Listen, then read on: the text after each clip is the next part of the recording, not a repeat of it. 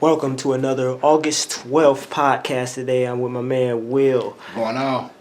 And we have a few debates. We've been on hiatus for a couple weeks, but we're back at it again. And we came up with some interesting topics. The classical Nique versus Scottie Pippen debate. Can't wait. We're gonna lead that off. Then with Kevin Durant with the Paul George situation and him withdrawing from FIBA competition. But we're gonna get to this Pippen debate because I know this is gonna be good because there's been a lot of topsy-turvy opinions when it comes to that. But I'm gonna let Will take the floor. A couple weeks, about a month ago, off the record, another third part of BWS, Sean Scott, me and him had a real passionate convo about this. I'm kind of salty that he's not here, but I'm sure my man B shared the same opinion as he do. So about a month and a half ago, I was on Facebook in the NBA Fanatics group, and I started seeing a lot of talk about Dominique Wilkins and Scottie Pippen. For me personally, it's one of those debates that I feel don't happen enough. But so when it does, I'm all for it because I've had it in my head, went over it in my head. Just going by the stats, if we're taking major stats, 20 points per game, assists, rebounds. Dominique Wilkins has the edge by almost 10 points in points per game, a little over 25 a game compared to 16.7 for Scottie Pippen. Assists, they were pretty much neck and neck, and rebounds. They were neck and neck, or if I'm not mistaken, Scottie Pippen had one up on rebounds, and on assists, he had like 3.5 up, a little over 6 compared to like 2.5, almost 3 for Dominique Wilkins. So just by stats alone, I'm going totally Dominique Wilkins. I do understand when you're talking about comparing players head to head, especially from different times. Luckily, in this case, they're the same position, so it's not too many variables that one player has experienced that another one did on both ends of the court. So if we're taking, then we have to bring into effect the intangibles and just that player head to head, throw away the stats, just line them people up, take their skill set, and who are you picking if you had a choice? Me, easily, I'm going Dominique Wilkins. It's not even like a second thought in my head. I wouldn't even think about it. That's how much of a disparity I think it is between their physical talents, in addition with the stats. But if we're not taking that into full effect, just them head up. More athletic, better scorer. Scottie Pippen gets credit for defense, but arguably he wasn't even the best defender on his team because he played alongside Michael Jordan, who was a great perimeter defender, one of the best in history, definitely top 5 that I can think of. So that's just my take with it. I'm going to let my man B, throw his general take, and then we're going to get into some detailed aspects. Got to go to Scottie. Just from an overall intangible aspect of you have a player, offensive, but he's not like the key guy to score. Defensive-wise, he's rock solid. There's NBA players of the past who gave him great praise for that. Phil Jackson praised him as one of the best, if not the best wing defender of all time. So I would have to go with Scottie, just for the namesake, just a better overall intangible as far as game playing defense. With him and Nique, there's a huge scoring disadvantage on Pippen's behalf. But they're close to neck and neck. Scottie had more assists than Wilkins. Yeah. But I can't. People want to discredit that because he played with Michael Jordan. But that's where a lot of arguments would come in because you could just argue the same thing. Like, okay, how would Kareem would he have won? 6 with so and so, without Magic, or with Bird win with McHale, or with Magic. A lot of hypothetical situations. Out of the 2 he won before James Worthy was in the picture. We just had those two rings. Right. An athlete playing alongside of a great basketball player, like you put Jordan and Bird and Julius Erving in the past. You got to have that complementary player. Like I don't think, of course, the Bulls would not have won if Scottie Pippen wasn't in the mix. If the Bulls would have kept Odin Polynice, we probably wouldn't even be talking about it. Because they didn't start with it until he matured. And that was giving proof on the Pistons, 30 for 30. Now, you can't argue that. They're both great players. I know Dominique was a better shooter. He could score from mid-range, and he's a great acrobatic player. Scottie wasn't the best of shooter, but he had the ability to get to the rim, and he had a slightly better scoring average. I mean, not scoring average, but percentage-wise. Because, he gets to the rim. He was shooting, from 91, 92, he was shooting over 50%. He was 50 and 52 the year after. And then the rest was between 48, 49%. And kind of down, once you start getting physical, older physical career, down, you're gonna have to rely on your mid-range shooting instead of your getting to the rim like you were before. But the basket goes in the hoop. That's how I look at it. That's how it goes. No matter how you get it done. With Dominique, given the knack that he carried a team in the '88 playoffs in the second round against Boston. I mean, we already know Boston was on their last leg. I mean, that's when Bird started having back issues. Parrish is getting old, But still, the fact that you went neck to neck with Larry Bird, just bucket for bucket, given the team that you had. I mean, you didn't have who you have, like John Concat, Kevin Willis, Doc Rivers, Randy Whitman. Not really nothing major. Nothing major at all. It's enough for to get you a first round, high and by in the playoffs. And with Scotty, some people would also point out that his year without Jordan, he should have cemented his legacy that year. But you have to look that when Jordan announced his retirement in '93, that whole roster was just revamped. True. I mean, okay, you had Pete Myers who came in from overseas, who was playing sparingly from the late '80s. He come back to NBA. Scotty, who else? Tony Kukoc came in, and we already know that adjusting to American basketball from international ball is going to take some time. You're not just going to come out there. John Paxson retired in the middle of the season. It was Steve Kerr's first year. B.J. Armstrong was still there, but I mean he could shoot the three, but he wasn't a viable asset on the defensive end. Bill Cartwright was hurt. Luke Longley was brought in from a mid-season trade. And that just wasn't enough. I mean, you would know that they weren't going to win, but he did enough to carry his team just to the second round. Although, there were some controversial antics of him refusing to take the last shot and but I can't like knock that past him. I mean, from that year, I think he set the stepping stone. Without Jordan, who was another great defensive component of his, the Bulls were able to maintain a top 10 defensive team just with that asset of just Pippen, because he was the third player in NBA history to lead his team with points, rebounds, assists, and he was second in blocks behind Horace Grant. I mean, that says enough, given the talent that he has around him. For Nique, he was a great athlete. Like I said, it's hard to juxtapose that because he wasn't given the actual talent in his primer years. When it comes to arguments like this and debates like this, I try to the best of my ability, I take into account, team success and things of that nature. But it's so many variables that go along with that. I mean, because he played. My thing is, in my eyes, we're comparing a 1A, a number one option, to a number two option. And to do that, just on the surface level, just fundamentally of what a 1 and a 2 represents when you understand responsibility and leeway and just all of that.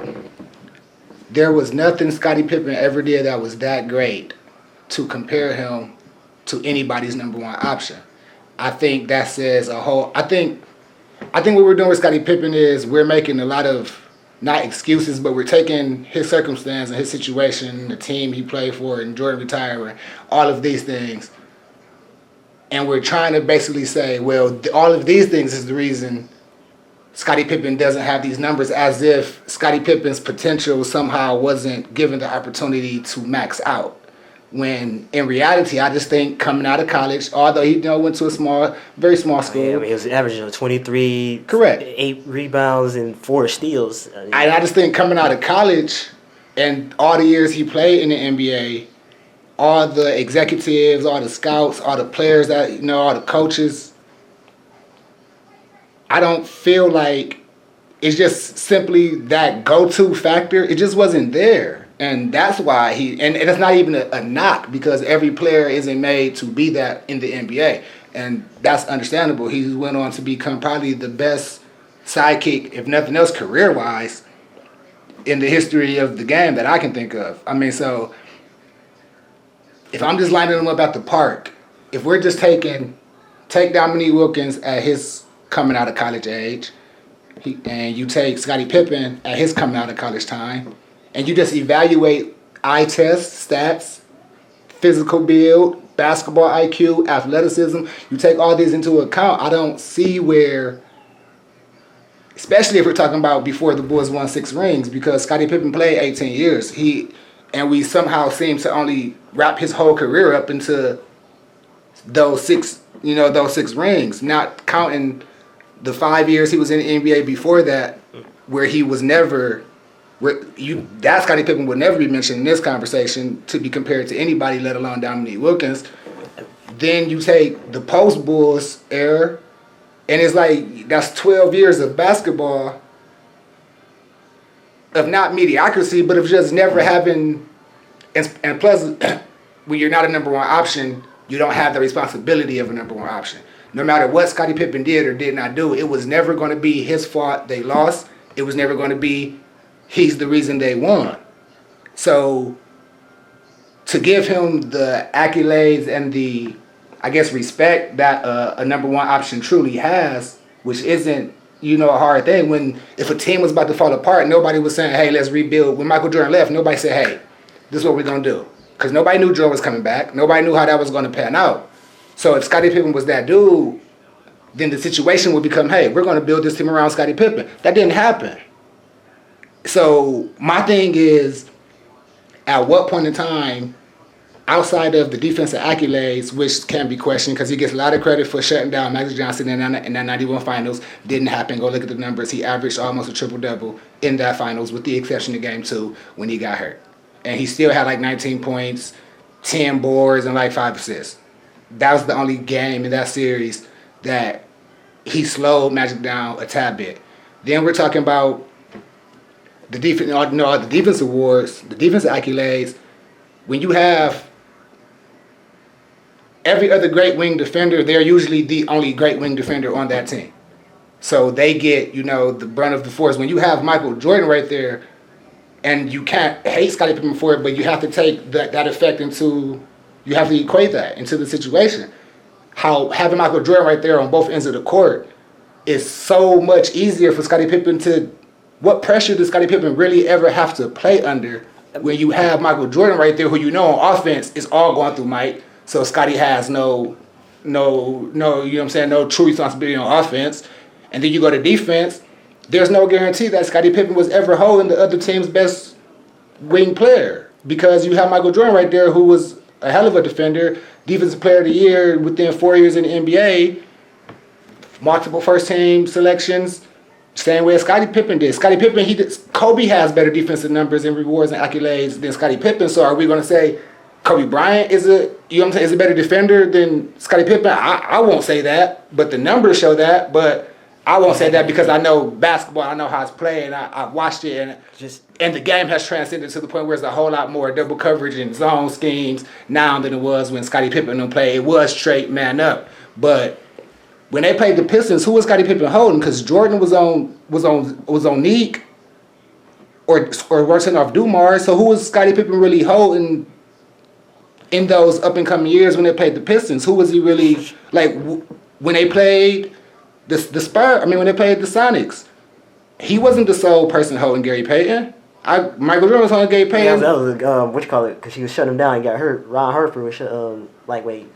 Was D'ing up. He was Pippen was guarding that left strip. Yeah, and then when they got Ron Harper, that's another wing defender who could lock down on the ball. So who really, at what point in time, can we really honestly say, hey, bro, Scottie Pippen was put under a microscope where everything he was doing was being scrutinized, the pressure of the game was placed on his shoulders, and he came through. The only time that happened was in Jordan's absence, and as you alluded to, it wasn't a controversial decision. Everybody knows what happened.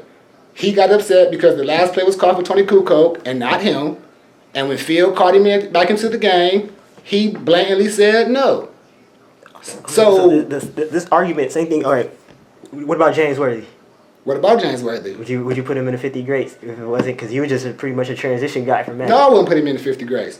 there's not too many small forwards because I don't know how they did the 50 greats because I have a couple discrepancies with that. But when it comes to small forwards, a lot of people take the Hawks' failures because they were never a good franchise and hold that against Dominique Wilkins. He was responsible for everything. That's my thing. He was responsible for everything on both ends of the court, every game, all night. He had to outscore the other team's best offensive player. He had to lock up the other team's best defensive player. And he got boards. And 3 assists, yeah, it's not spectacular, but it's 3 assists for a scoring small forward on a team with nobody else who could score. So pretty much you'll say that, okay, his legacy is in a way compared to Alex English. A man who could score. Yeah. He's in the 50 greats because I think just because of that, let alone he went to Western Conference Finals in '84. And Dominique Wilkins not on the 50 greats, that is a travesty. I can give you Larry Bird, small forward, hands down better, probably the best small forward ever played the game. And especially at that time, when it was actually voted, Scottie Pippen only had 1 All-Star season and 4 selections to a defensive team, so that's enough to get you on the fifth. That's a travesty. George Gervin, travesty. Well, he's on for what, bro?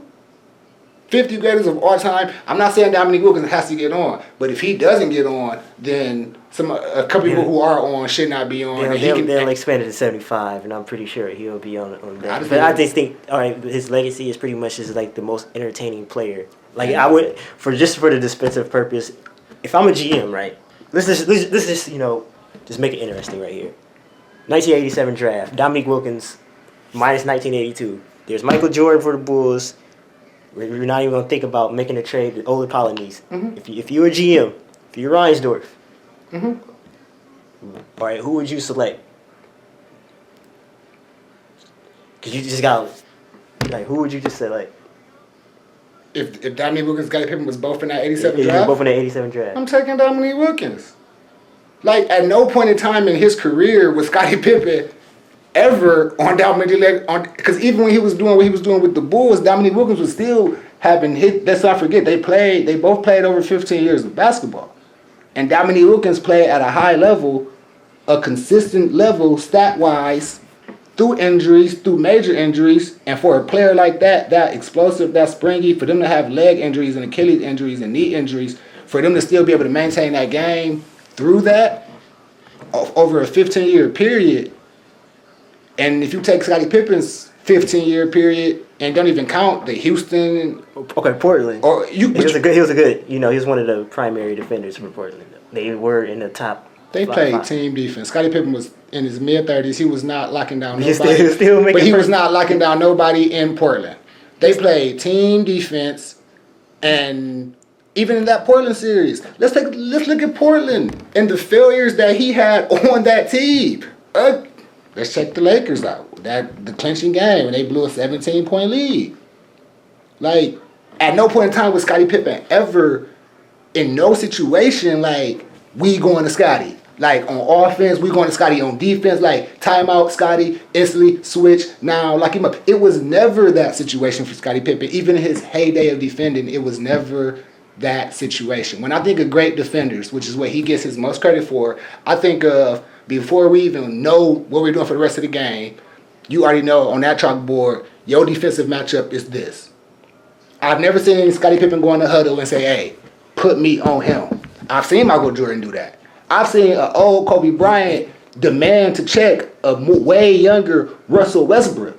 I've seen defensive-minded players take the defensive initiative. I've never seen Scottie Pippen do that. For Pippen, he was a sporadic. Because they say that he was a guy who can pretty much take on guys all 5 positions. I mean, I seen him strip Ewing when he went for a layup. I seen Jordan block Karl Malone shot. I seen Jordan block Patrick Ewing. Charles Smith, who's shooting forwards at that time, had a big, a nice size advantage. Yeah, you had Derek McKee, Detlef Schrempf, who else? But come on, that's your job. You're the best defender, and your job is to hold Detlef Schrempf.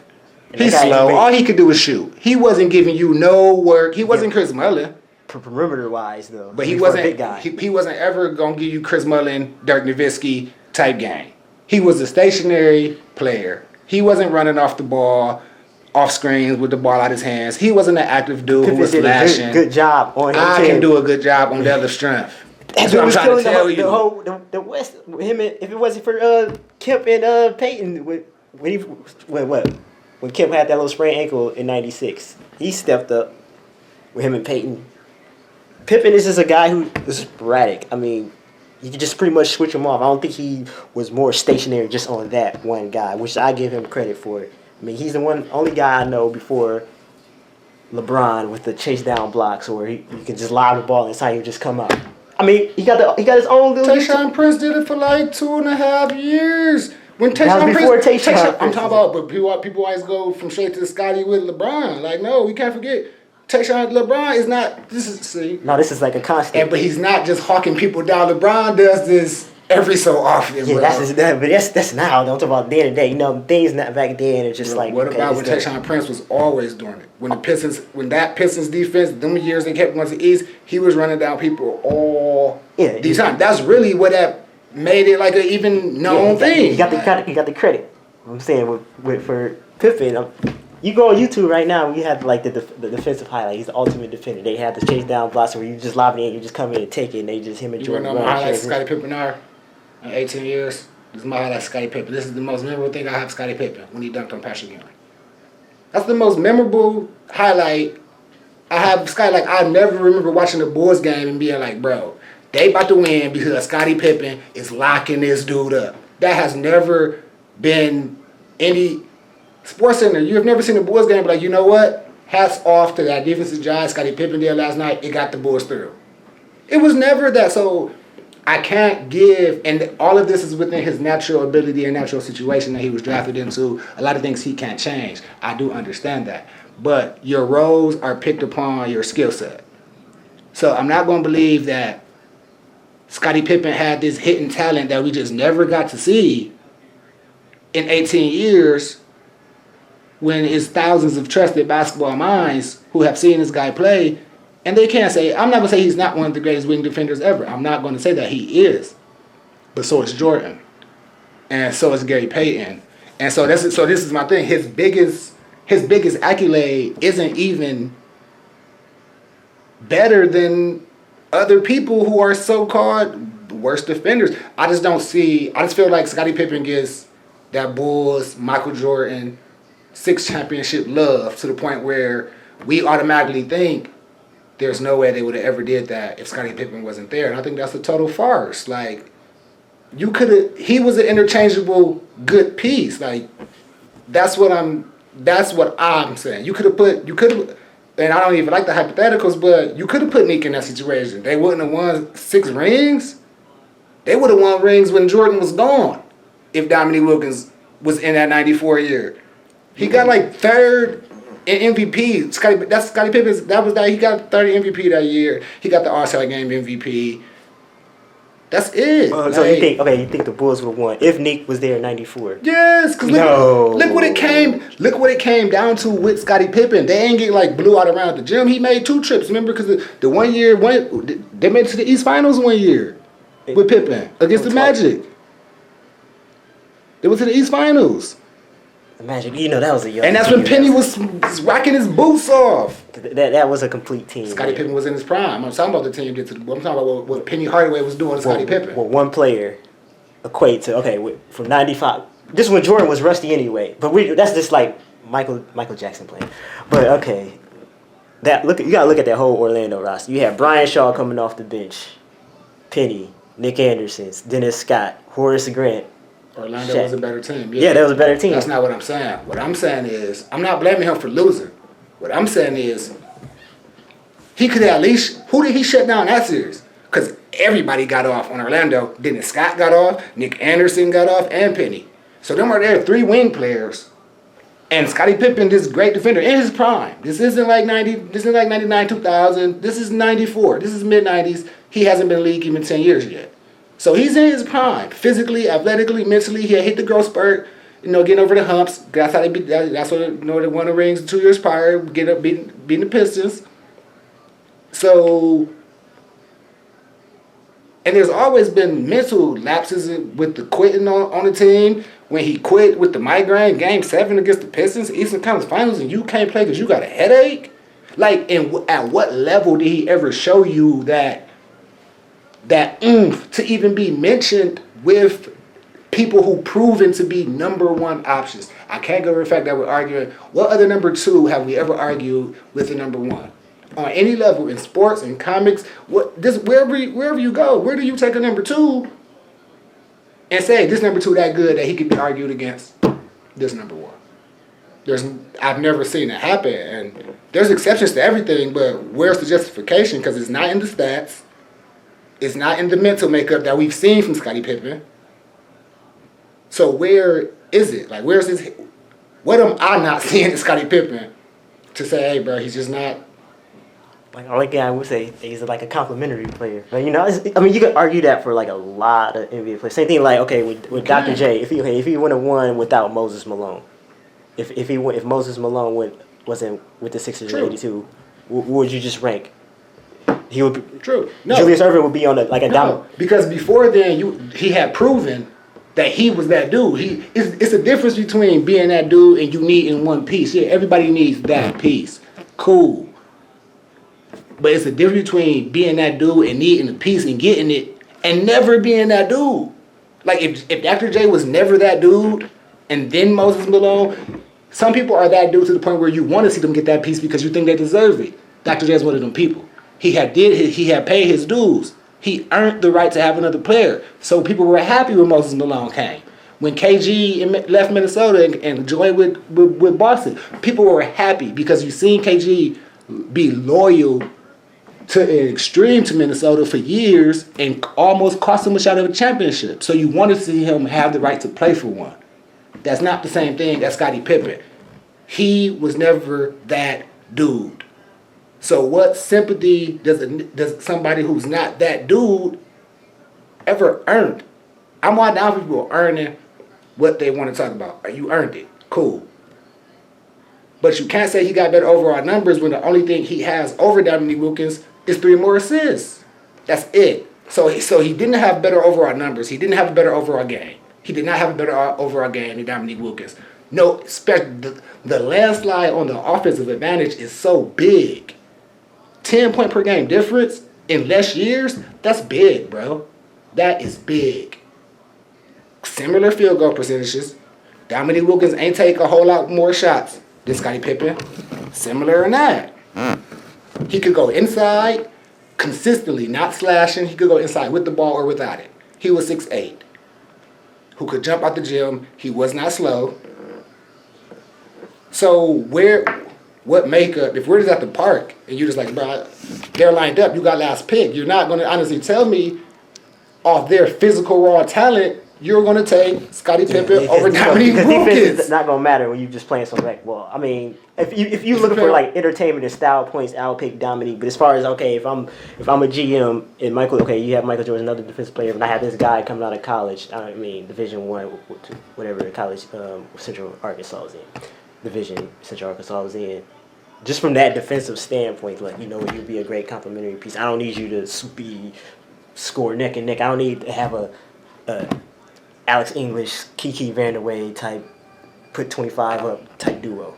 A player that would complement someone else. I mean, that's what I would look at it. Just as a GM, not really too high on it, like having another counterpart that could score. I mean, okay, if you give me 18, 20, but you could play some defense, I mean, I would have to go with Pippen just for that defensive factor.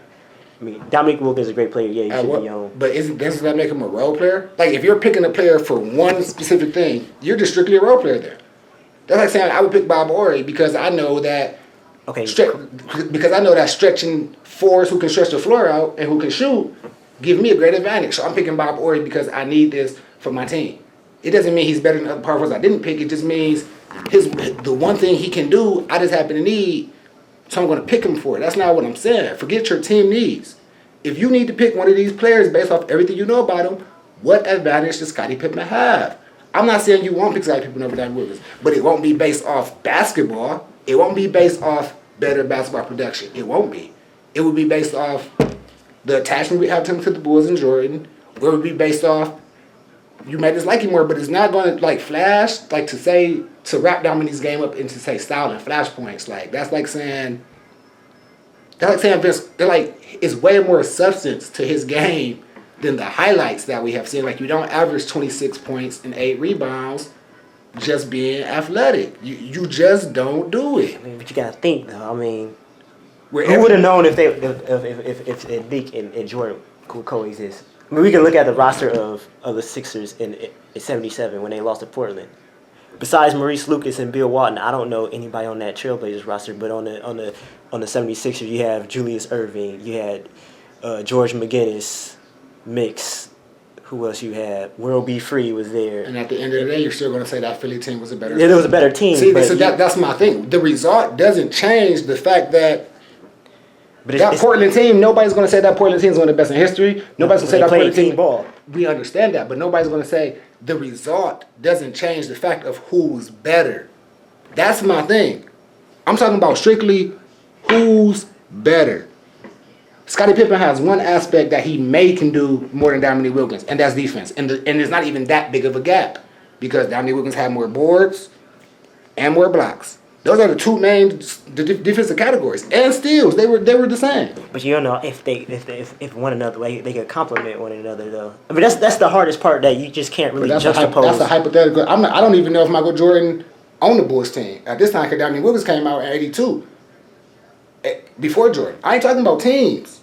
Because I don't know if Jordan would have been on that team. I don't know who would have been on that team. I'm not thinking about who can coexist with who. I'm simply saying you got a team, you picking a small forward, Scottie Pippen or Dominique Wilkins are on the board. Let's say you have no team. Let's say you have no slots. We're doing a fantasy draft on 2K or a mock draft in real life. And let's say this is your first pick. It got to be a small forward. Looking at college stats. Taking them both. For drafting, you got to be taking them both. But we can do what me and Sean did. We can just break down every single point of their career. And as we did last time, we picked 4 different parts of their career. And it was agreed that 3 of them, Dominique Wilkins was better. That's not counting the stats. And then it was also agreed that the stats make Dominique Wilkins better. So again, if the stats make him better, and at no point in time in their career when we timelined it, from college to entering the NBA to their primes to after, Dominique Wilkins never had an after prime. His whole career was spent in his prime, pretty much. Like there's not too many players who do that. He didn't have a come in and I gotta struggle for 2-3 years. Then I find my game. He came in and killed from the time he came in to the time he left. Yeah, there's over a 15-year span. There is nothing Scottie Pippen did that even equates to that. Scottie Pippen had no head-to-head matchups, shootouts with nobody. How he had with Magic, Jordan, and Bird, and Zeke. Like, it's a reason the Hawks were losing the way they were because they were just in the East and everybody was better, but nobody ever outshined Dominique Wilkins. Even in losing series, he was like the best player on the court. That's history. Like, it's facts. It's not just dunks. Like, I don't understand how we'd be like, he was a highlight film. No, he wasn't, bro. He was an all-around baller. Yeah, I mean, his claim to fame is just his acrobat. His acrobats. So, and he beat Jordan in that contest. And so it's like, where does Scottie Pippen out of zone? We got ended. I'm gonna pick it. I'm gonna just leave it right here. Pippen, defensive wise, I just gotta go with the intangibles. I got you. Respect. It's my guy. We might not see eye to eye though. It's all love at the end of the day. Always. All right.